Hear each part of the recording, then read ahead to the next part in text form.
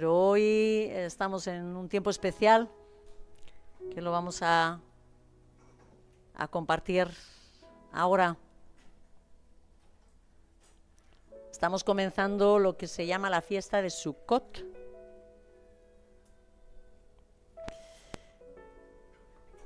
Que es una fiesta que muchos piensan, bueno, pues esto es un tema de los judíos, como suelen decir algunos, ¿no?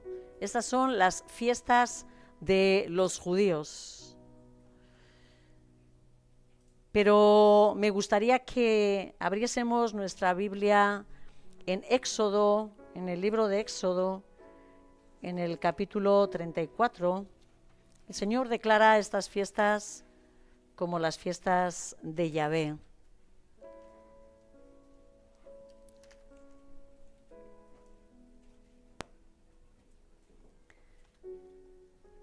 Y esto que voy a explicar, lo expliqué el año pasado.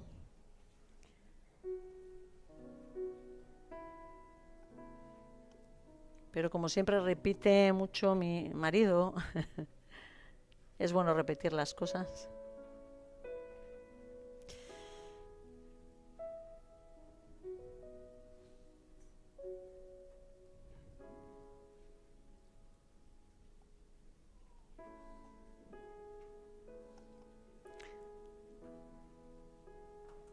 En Éxodo 34, 18 dice: guardarás la fiesta solemne de los ácimos. Estoy leyendo la Biblia textual, ¿vale? Como te ordené. 7 días comerás ácimos, es decir, panes sin levadura, ¿vale? En el tiempo señalado, en el mes de Abib, porque en el mes de Abib saliste de Egipto. Seguimos leyendo, versículo 22 al 24. Y celebrarás para ti la fiesta de las semanas, la de las primicias de la siega del trigo y de la fiesta de la cosecha al terminar el año. Dice: 3 veces al año comparecerá todo varón tuyo ante Yahvé, Elohim de Israel. Y sigue diciendo: porque expulsaré a naciones de delante de ti y ensancharé tu frontera, y nadie codiciará tu tierra cuando subas para comparecer ante Yahvé tu Elohim 3 veces al año. Como hemos solido decir, cuando hemos ido hablando sobre las fiestas, estas fiestas son tiempos escogidos que el Señor ha apartado o ha marcado en los tiempos para su encuentro con nosotros. ¿Sí? La palabra nos habla de moedim o de tiempos señalados, ¿no? Como fiestas señaladas que Él ha marcado con toda claridad cuándo se deben de celebrar, ¿verdad? No sé si alguna vez lo hemos dicho, pero lo volvemos a repetir. ¿Habéis bajado completamente el audio o no? ¿Se oye algo ahí? Se oye algo, vale. Como vimos en primavera, estaban, se le llama la fiesta de la Pascua, aunque en realidad es el sacrificio de panes sin levadura. La Pascua sería la fiesta de los panes sin levadura, y dentro hay una celebración de las primicias, ¿sí? Después de ¿cuántos días se celebra la fiesta de Pentecostés? De 50 días se celebra la fiesta de Pentecostés. Eso serían las fiestas que se celebran en primavera, ¿verdad? Pero luego, cuando entramos en el 7º mes, según el calendario judío, que sería el mes de Tishri, que le llaman ellos, que sería nuestro septiembre, por ahí a mediados de septiembre más o menos, con las lunas. El calendario hebreo es un calendario lunar, el calendario del Señor, el calendario marcado en la Biblia. Y entonces aquí, cuando se diese la luna nueva, ¿sí? Cuando comienza la luna, es cuando empieza el mes de septiembre, y a mediados de de septiembre empieza ese séptimo mes donde se dan 3 festividades que son también marcadas en la palabra como las festividades de Yahvé o de Jehová o como que lo queráis decir, ¿vale? ¿Sí? Que serían, eso yo creo que lo visteis con José Ignacio la semana pasada. Hay una fiesta de las, bueno, más que fiesta es el Yom Teruah o día de las trompetas. Después se da, justo que coincidía con el domingo pasado, el día o el Yom Kippur, que significa el día del perdón. Ok. Y después se abre el tiempo de la fiesta de Sukkot o tabernáculos, la fiesta de los tabernáculos, muy bien, que es ahí donde estamos ahora. Por eso queríamos hablar de todo esto. Pero hay una cosa que a mí me llamaba en este texto la atención, en Éxodo, ¿sí? Y es que hay una promesa de protección contra los enemigos si el pueblo celebraba sus fiestas, ¿sí? Cuando dice, expulsaré a naciones delante de ti, ensancharé tu frontera, nadie codiciará tu tierra, es decir, no vas a ser anhelado, no vas a ser atacado cuando subas para comparecer ante Yahvé tu Elohim. Hay una declaración, digamos una promesa de protección, ¿verdad? Entonces, si esta es la promesa del Señor, que si el pueblo cumple sus tiempos, cumple sus festividades, cumple sus moedim, va a ser resguardado, ¿cuál creéis que podría ser una buena estrategia del enemigo para contra el pueblo de Dios? No, o está ya puesto. No. Quitarlas, ¿sí? Despistarnos, confundirnos los tiempos. Esa es una buena estrategia, ¿no?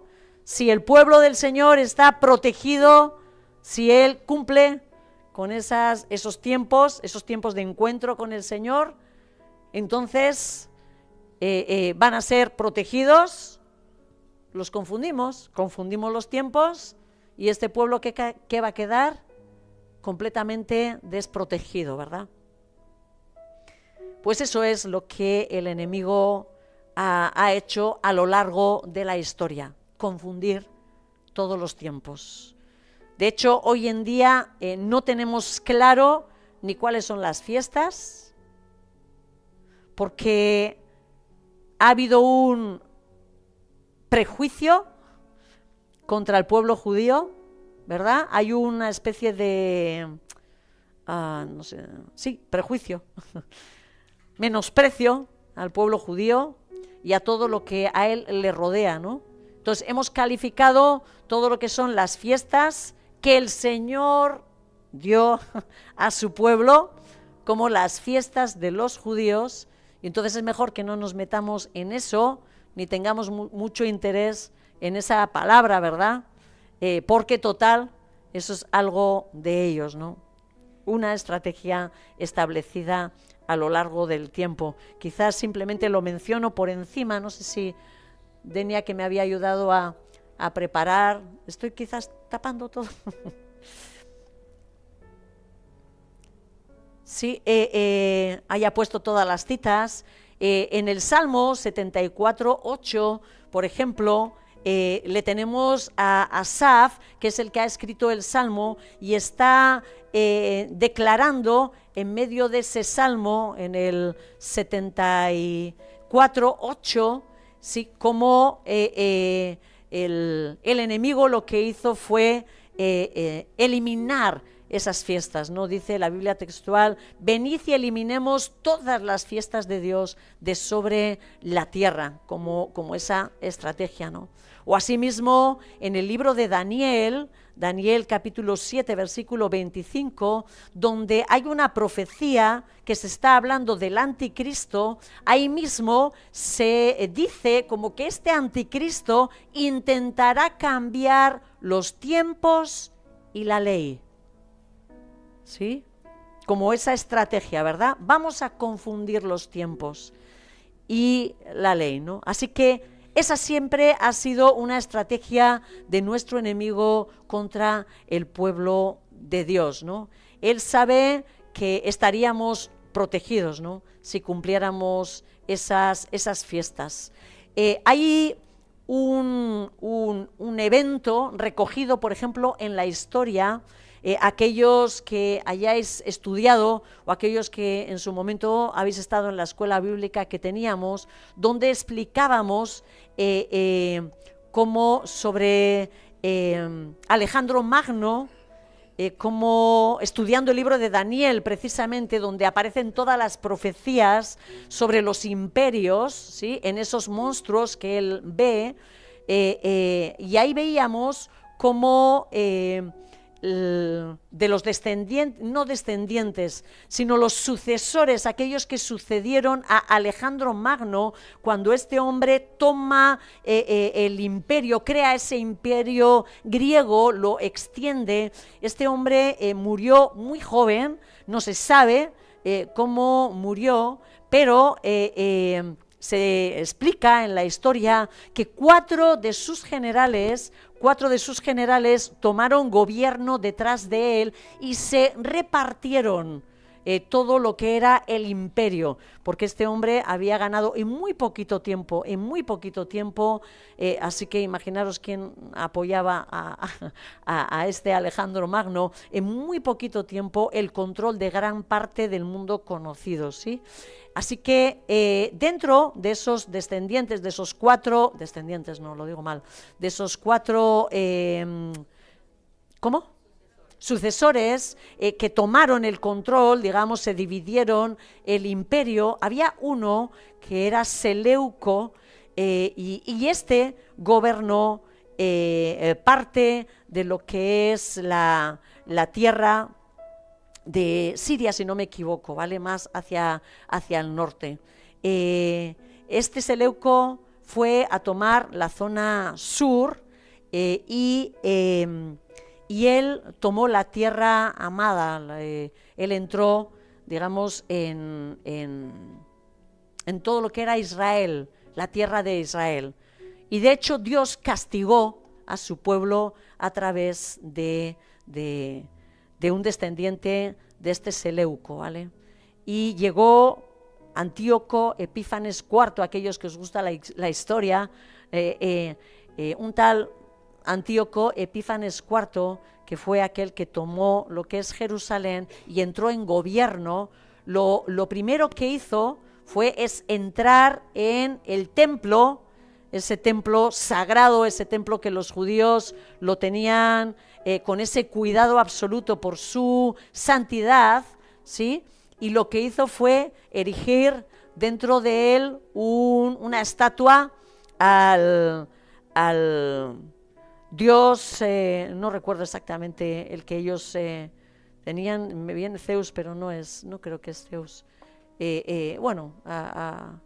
Al que ellos servían, si no es Zeus, es su nombre o la misma deidad o entidad divina en los griegos, ¿sí? Pero él colocó allí su estatua, digamos, para que se le rindiese homenaje dentro del propio templo de los judíos, y sacrificó un cerdo para contaminarlo, ¿vale?, para que todo eso se contaminara. Bueno, pues este hombre lo primero que hizo fue prohibir las fiestas, prohibir la celebración de las fiestas, ¿sí? Primera norma, prohibir la celebración de las fiestas.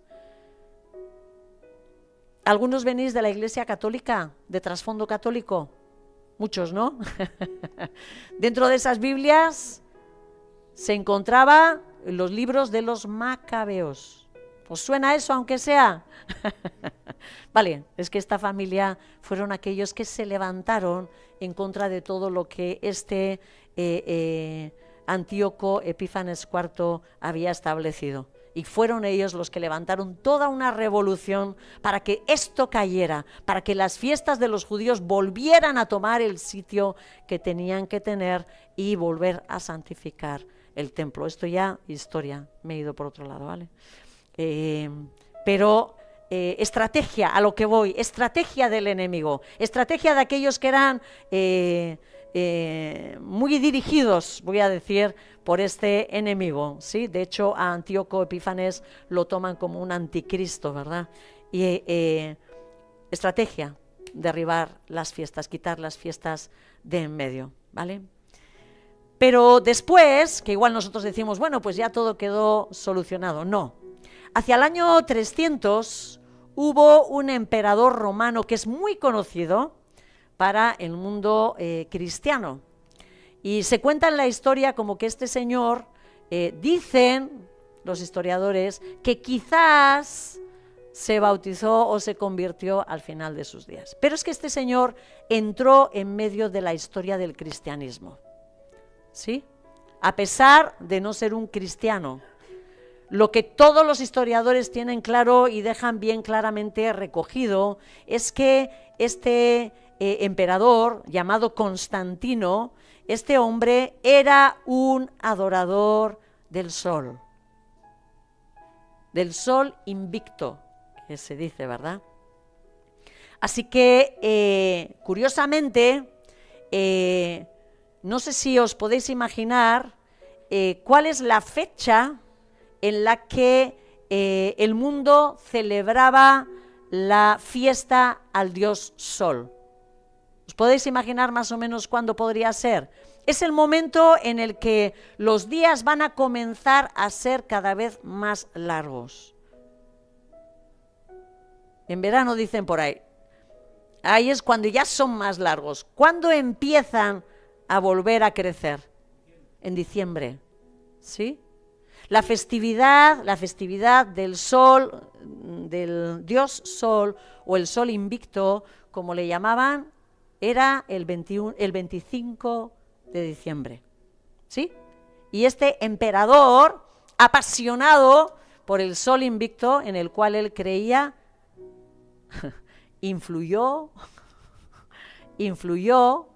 en la iglesia cristiana para que se estableciese ese día como festividad en medio de las fiestas de los cristianos, de forma que todos adorasen, ¿sí?, o celebrasen a ese Dios Sol, Dios Sol, ¿sí?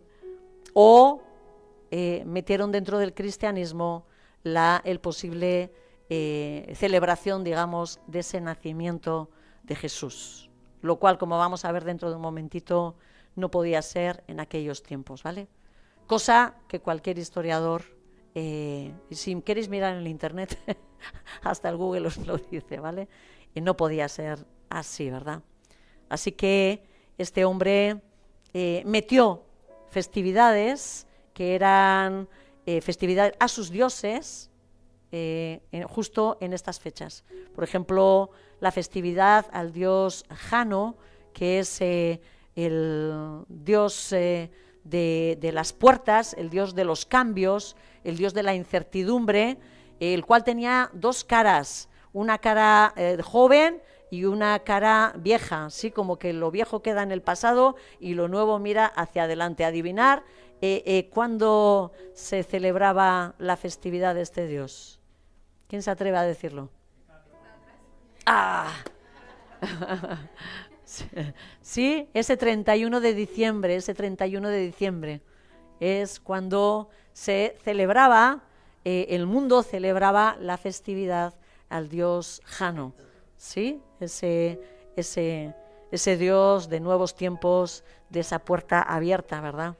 De esa puerta abierta. Si lo miráis en el internet mismo, dios Jano, su festividad, ahí lo vais a encontrar, ¿vale? Así que lo que se hizo fue, también el enemigo consiguió crear toda una confusión de los tiempos en medio del pueblo del Señor, ¿sí? Con distintas estrategias a lo largo del tiempo, pero lo consiguieron. Y después crearon ese prejuicio contra estas fiestas y las llamaron judías, ¿no? Cosa que no pone en la palabra les llama las fiestas de Yahvé, ¿verdad? Entonces, si todo esto es así, ¿será que los cristianos tenemos que celebrar todavía estas fiestas? Tenemos que celebrar la Pascua, tenemos que celebrar la Pentecostés, tenemos que celebrar Sukkot, por ejemplo. Hay una cosa muy curiosa. En Zacarías...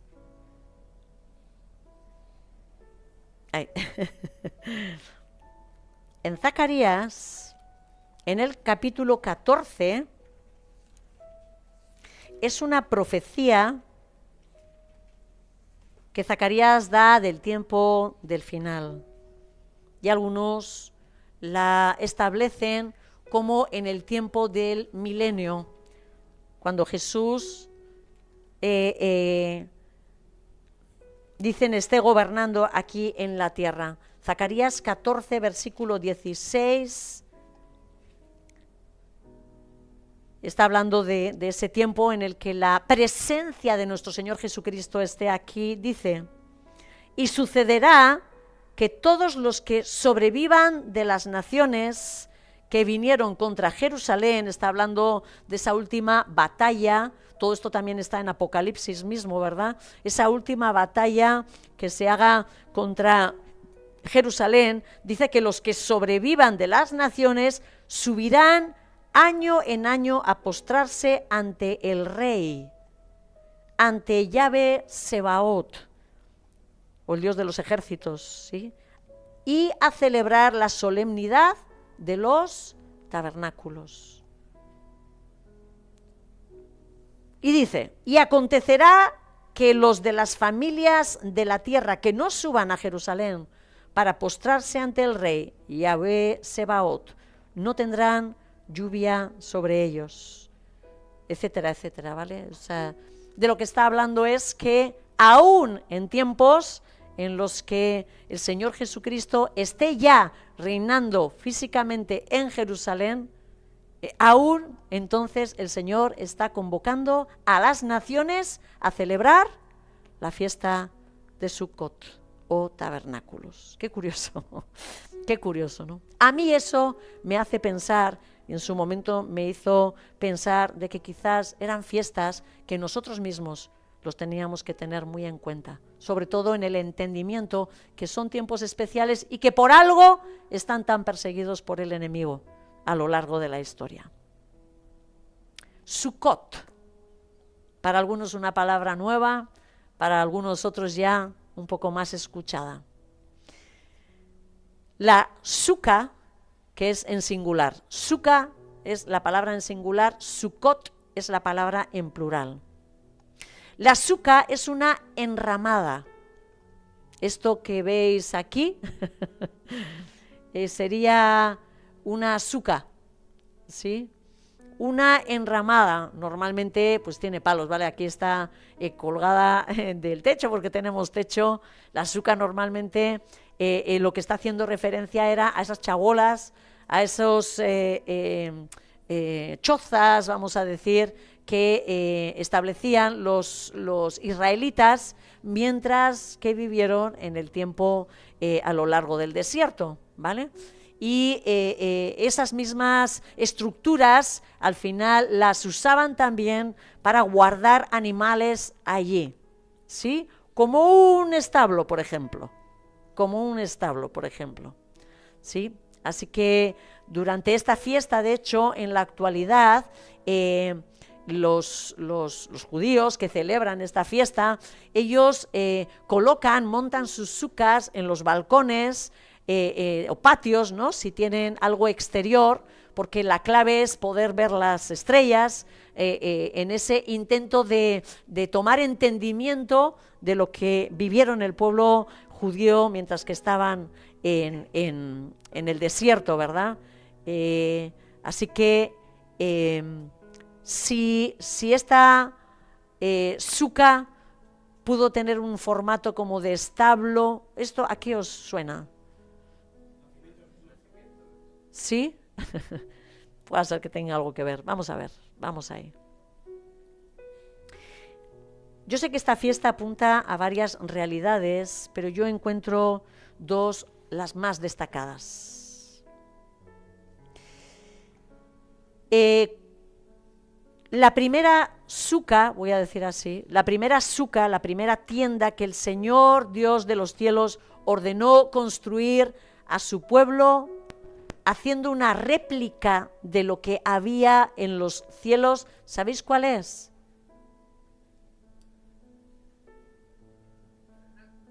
El tabernáculo. El tabernáculo. Cuando el pueblo fue rescatado de Egipto, fue llevado al lado del monte Sinaí, ¿sí? Y ahí Moisés recibe toda una serie de instrucciones para construir un tabernáculo. ¿Os suena a aquellos que habéis leído algo la Biblia? De que este tabernáculo debía de ser, dice, sigue todas las instrucciones de lo que has visto en el cielo, es decir, es algo que está en el cielo establecido, ¿sí? Moisés lo vio y tomó las medidas y hizo una réplica conforme a las órdenes que el Señor le había dado, ¿sí? Entonces, la primera suca, voy a decir así, estructura de este tipo que el Señor ordena hacer es el tabernáculo. Un tabernáculo que puso en medio de su pueblo. ¿Sí? ¿Sabéis cómo se asentaban las tribus cuando estuvieron en el desierto? ¿Decirlo? Tribus al norte, al sur, al este y al oeste, y en medio el tabernáculo, la presencia del Señor en medio de su pueblo. Y esto era precisamente lo que representaba, ¿verdad? El Señor en medio de su pueblo. Pero después de 1500 años aproximadamente después, la presencia del Señor descendió también a la tierra para habitar en medio de su pueblo. ¿Quién es ese tabernáculo? ¿Quién es esa presencia de Dios en medio de su pueblo que descendió desde los cielos? Nuestro Señor Jesucristo. Nuestro Señor Jesucristo. Nos dice la palabra en Juan, en el capítulo 1, que en el principio era el Logos, que el Logos estaba delante de Dios, el Logos, el verbo, ¿sí? Logos es la palabra en griego mismo, que es la que es usada, y Dios era ese Logos, y ese Logos se hizo carne, y algunos dicen y habitó, es decir, y se tabernaculizó entre nosotros para contemplar esa gloria, ¿verdad? Gloria como la del unigénito del Padre, ¿sí? Así que este es otro de los acontecimientos que celebramos en medio de esta fiesta de Sukkot, ¿sí? La venida de la presencia del propio Dios tabernaculizado, establecido en medio de su pueblo, ¿sí? Entonces, ¿no es 25 de diciembre? No, seguro, con toda seguridad que no lo es, ¿vale? ¿Cómo sabemos? ¿Cómo podríamos saber que más o menos que son estas fechas? Cuando nació Jesús. Hay una predicación donde esto ya lo hablamos, mucho más extenso, así que voy a intentar ir, pero lo voy a mencionar, ¿vale? Por todos aquellos que todavía no habéis escuchado, no lo habíais oído, estáis un poco alucinados, habéis venido algunos la primera vez, otros alguna vez más, pero diciendo, ¿y esta gente en qué anda? ¿Vale? Pues voy a ir, ¿sí? Más o menos, ¿vale? Dando esa explicación. Mirad, tenemos a Zacarías, que es el padre de Juan el Bautista, ¿sí? Zacarías era de una casa determinada, ¿vale? Descendiente de una familia determinada, ¿sí? Y él, las familias sacerdotales tenían turnos semanales para ministrar en el templo, ¿sí? Ellos estaban estructurados así. Cada familia tenía que ir en un turno determinado. Eso es algo que nos explica la palabra, ¿vale? Nos habla de cuáles son los turnos. En el segundo libro de Crónicas 8, que no voy a mencionar el versículo, lo que sí nos dice es que Zacarías, que era descendiente de la casa de Abías, nos dice la palabra, a él le tocaba servir en el octavo turno. En el octavo turno. Eso es lo que nos dice segundo de Crónicas, ¿vale? Que a esta familia le tocaba el octavo turno. Y en el Nuevo Testamento nos dice que Zacarías era de la casa de este señor, de Abías. Así que el comienzo del año según Dios, ¿cuándo comienza el año? Es que es un lío porque es que nos han tocado los tiempos, entonces os dais vosotros mismos cuenta, y sobre todo cuando uno empieza a escuchar esto la primera vez, se arma un lío mental porque nos han cambiado los tiempos, ¿sí? O sea, el primero de año, según la Biblia, no tiene que ver con el primero de año según el calendario grecorromano que nosotros tenemos. Así que, más o menos, entre marzo y abril, ahí es donde comienza verdaderamente el año. ¿Sí? Con la luna nueva que se dé en ese tiempo, entre marzo y abril, ahí comienza el año. ¿Sí? Así que si nosotros contamos a partir de ahí 8 semanas, ¿sí? Que sería el octavo turno que le tocase a Zacarías, nos lleva ya a que este señor estaría en el templo ministrando hacia mayo, junio. ¿Se entiende esto? ¿Sí? Mayo, junio. Este señor estaba ahí en mayo, junio. ¿Qué le ocurre a Zacarías en mayo, junio? Que le aparece el ángel Gabriel y le viene a dar una promesa. Le viene a dar una promesa. ¿Cuál era la promesa? Que su esposa iba a quedar embarazada y le daría un hijo. ¿Sí? Así que si este señor más o menos termina de ministrar, vamos a poner junio, ¿vale? Para hacernos. Si este señor termina de ministrar junio y ahí vuelve a su casa, entendemos que Elizabeth queda embarazada en ese momento, ¿sí? Pasa X tiempo hasta que María, la que va a ser madre de Jesús, viene a visitarle. Elizabeth estaba embarazada ya de 6 meses cuando María le viene a visitar. Sí, que el niño le reconoce. Esto es en diciembre. En diciembre, María, la madre de Jesús, recibe la noticia de que va a quedar embarazada. Así que si María queda embarazada en diciembre, ¿cuándo da a luz? Según nuestro calendario, en septiembre. 9 meses después. Ya por lógica, ya contando que son, ¿sí? Más o menos se sigue la lógica. Están todos los datos dentro de la Biblia para que lo podáis mirar si queréis. Así que más o menos este es el tiempo, septiembre, octubre, en ese tiempo, ¿sí?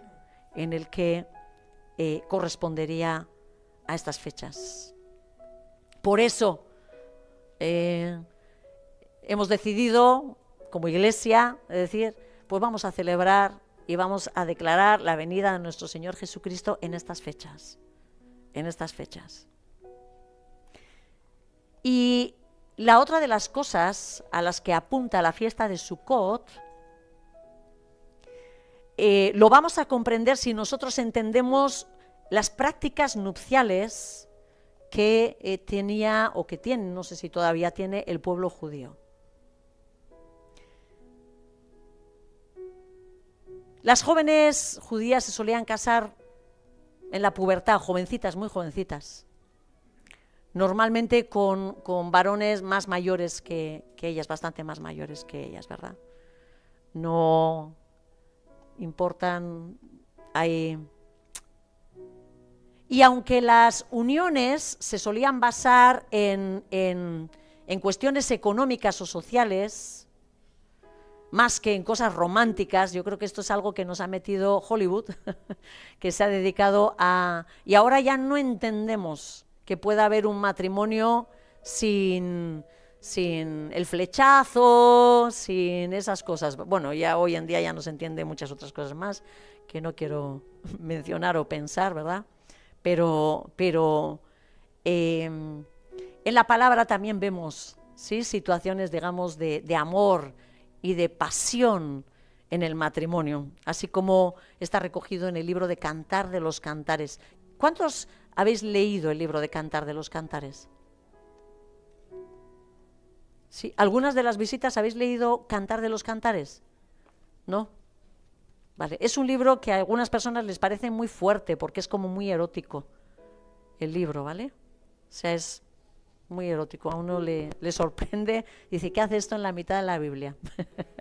pues ese libro hace referencia a ese amor apasionado de Jesucristo con su iglesia, ¿verdad? Aparte de contar la narración de Salomón, que creo que estaba apasionado por una tsunamita. Cuando un joven deseaba casarse con una joven, lo que hacía era preparar un convenio o un contrato para presentárselo a la joven y al padre de la joven en su casa, ¿sí? Él iba a la casa de los padres, o sea, de la joven, ¿verdad? Y se presentaba ante el padre. En ese contrato mostraba la voluntad de proveer para su esposa, ¿sí? Y ahí se describían los términos bajo los cuales él proponía el matrimonio. Ahora, la parte más importante del contrato era el precio de la novia. ¿Qué soy capaz de dar por esa mujer? ¿Qué soy capaz de dar por esa mujer? ¿Qué era ese hombre capaz de dar, no? Si el padre de la novia estaba de acuerdo con el precio, el valor que ese novio le daba a esa joven, el joven serviría, bueno, y ella también, claro, el joven serviría una copa de vino para ella. Esta era la forma de hacer pacto.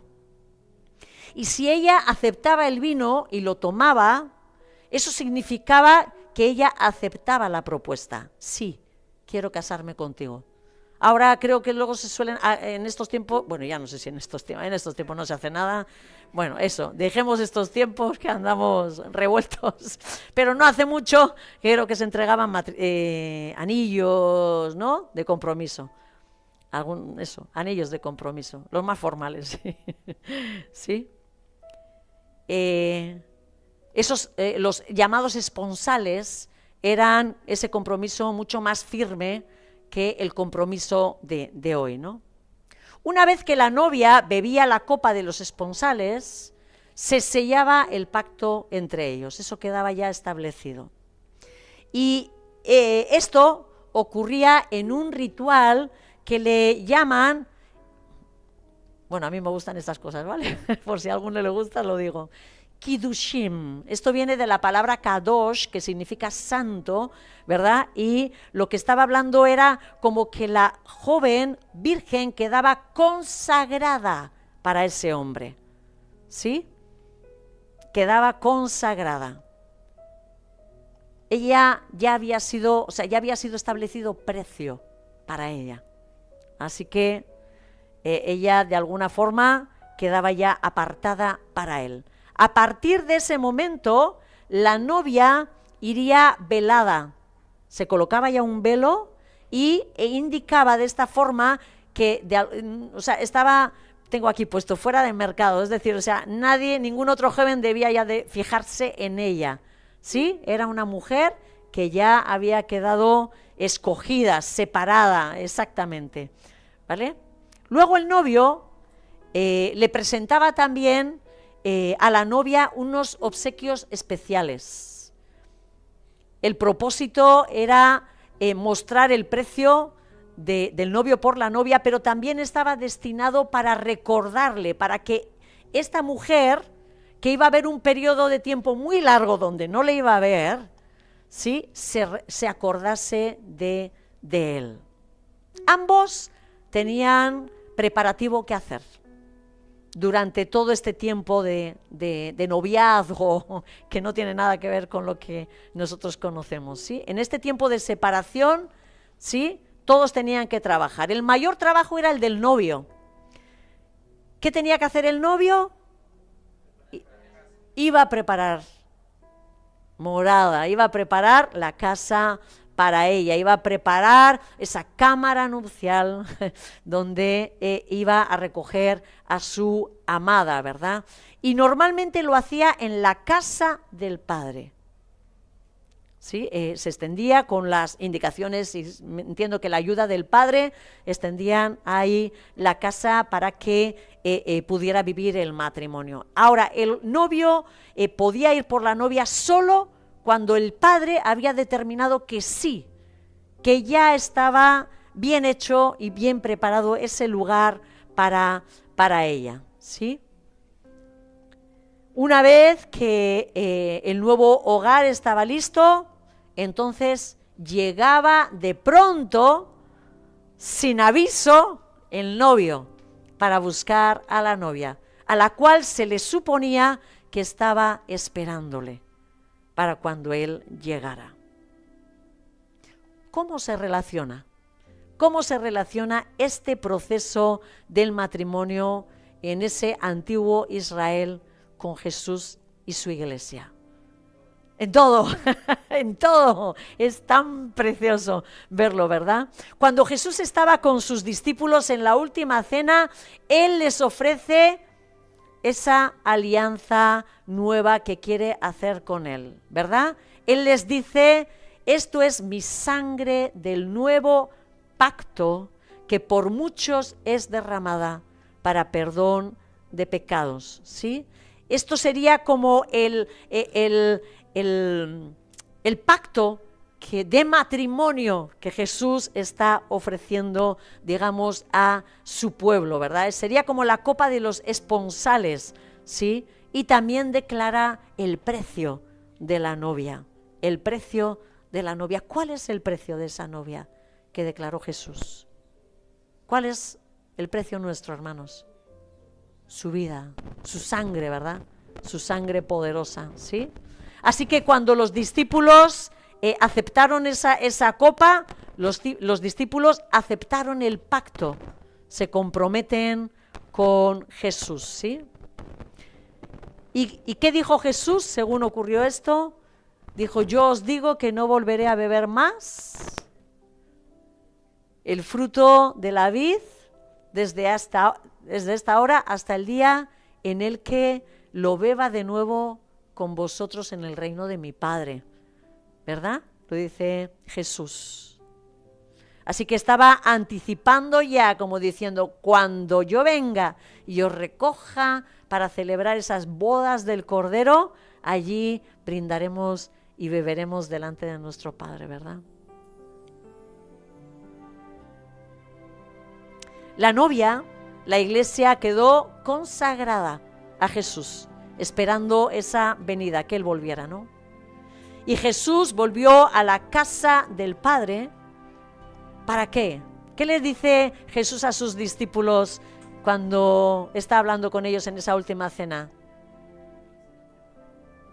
En la casa de mi Padre muchas moradas hay. Voy pues a preparar morada para vosotros, ¿verdad? Y otra vez vendré y os tomaré a mí mismo, algo así dice la traducción de Valera, ¿verdad? Para que donde yo estoy, vosotros también estéis. Según la palabra, ¿sabía Jesús el momento exacto? Y ya no digo los tiempos están establecidos desde que estuvieron, desde la eternidad, entiendo, ¿vale? Pero el día exacto que Él volvería, ¿qué le dice a sus discípulos? El día y la hora Nadie sabe, solamente mi Padre, ¿verdad? Que es aquel que toma la determinación, como en las bodas, ¿no? De cuándo puede ir el hijo, ¿no? ¿Cuál fue el regalo que nuestro amado nos dejó mientras que estamos sufriendo esa larga espera hasta su venida? El Espíritu Santo. El Espíritu Santo, ¿sí? La novia ahora debe de prepararse durante este tiempo de separación. Hermanos, ¿cuál es ahora nuestra responsabilidad?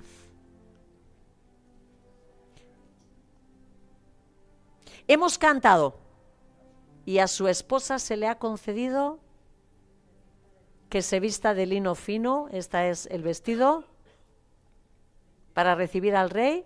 ¿Qué significa ese vestido? ¿Cómo esta es nuestra responsabilidad, la única responsabilidad que nos ha dado el novio? Prepárame vestido. ¿Cómo se teje ese vestido? ¿No? ¿Por ahí? Dice la palabra, bueno, lo voy a leer, Apocalipsis 19, 7 y 8, porque han llegado las bodas del Cordero y se ha preparado y a ella se le ha concedido que se vista de lino fino, limpio y resplandeciente, porque el lino fino son las acciones justas de los santos. Y viene en este mismo momento a mi mente la palabra que nos ha entregado el Señor, que yo creo que muchos nos han enterado. ¿Alguien ha estado atento cuando el pastor estaba leyendo la palabra antes de tomar el pan y el vino? ¿Algunos habéis estado escuchando lo que estaba diciendo la palabra? ¿De qué estaba hablando? ¿De acciones justas?